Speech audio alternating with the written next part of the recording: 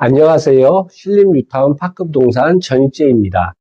이번 시간에는 근본 10.15 대책과 관련하여 신림 1, 2구역에 해당되는 사항에 대하여 살펴보겠습니다.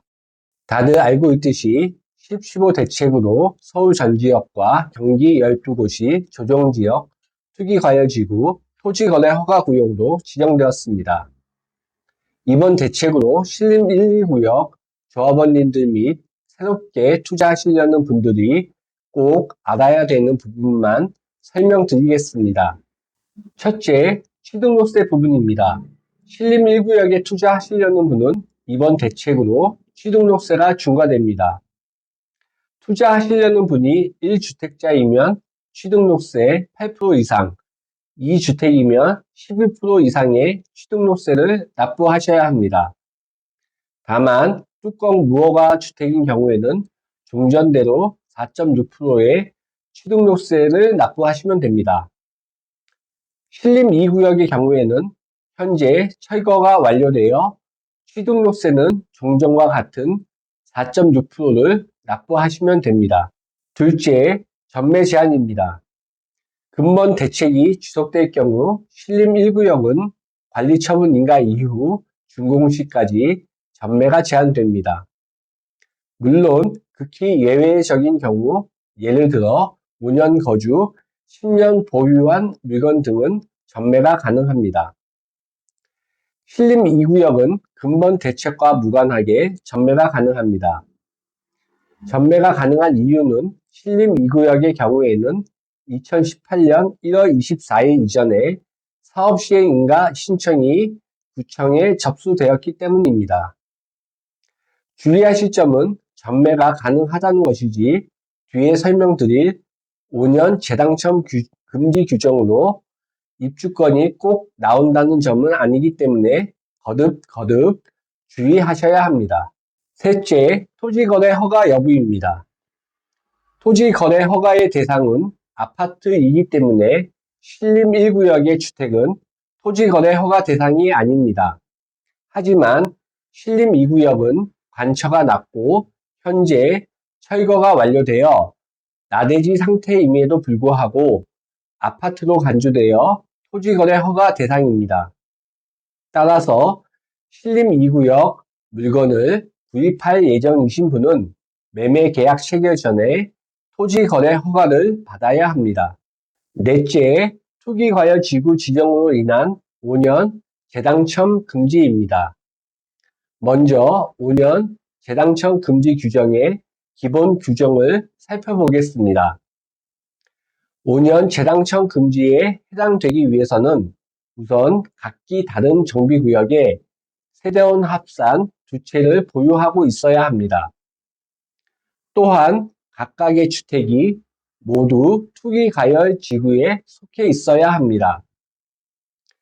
5년의 기산점은 첫 번째 주택의 최초 관리처분 인가일 또는 청약 당첨일이며 관리처분 인가일 이후 5년 이내에 두 번째 주택이 조합원 분양 신청이 이루어지면 두 번째 주택은 현금 청산이 됩니다. 최초 관리처분 인가일 또는 청약 당첨일에 투기과열 지구가 아니었다면 5년 재당첨 금지에 해당되지 않습니다. 5년 재당첨 금지 규정은 복잡한 문제이므로 케이스별로 알아보겠습니다.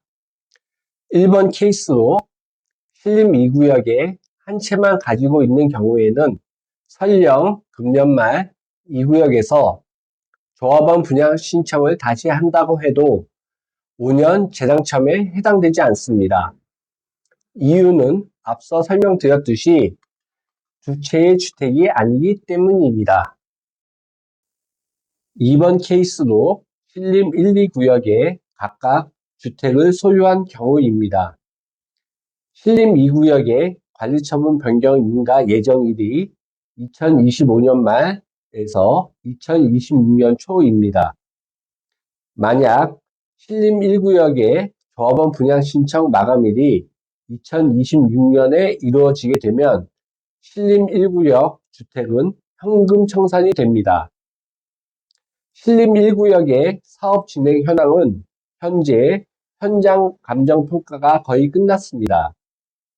만약 신림 2구역 재분양 신청을 하신다면 신림 1구역 주택을 처분하는 등 조치를 해두셔야 합니다.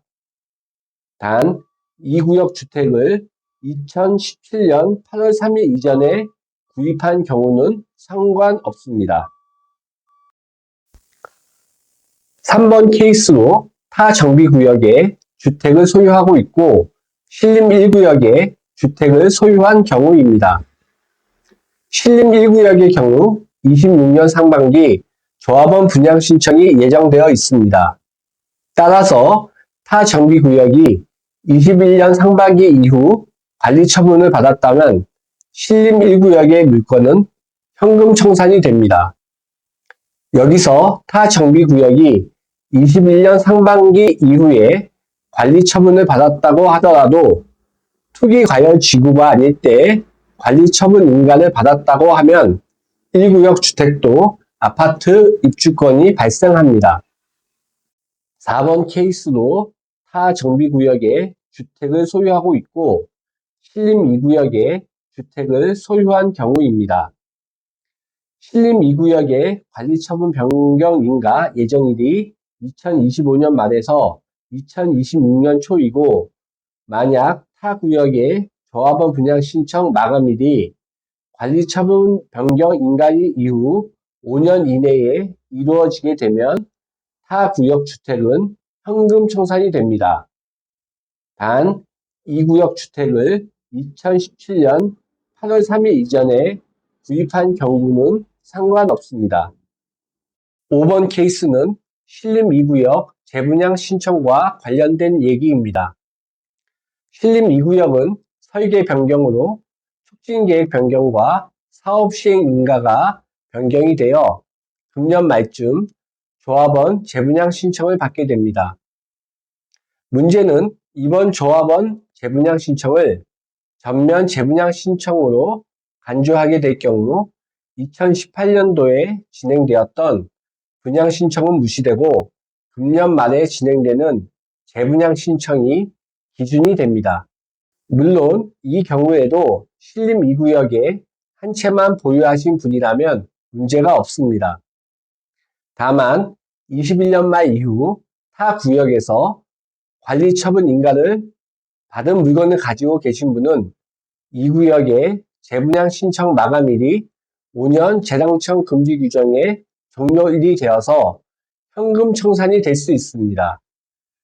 즉, 타 구역에서 관리처분 받은 분이 신림 2구역 관리처분 이후에 물건을 매수한 경우 예전에는 문제가 전혀 없었지만 재분양을 새로운 분양으로 간주하여 현금 청산이 된다는 얘기입니다.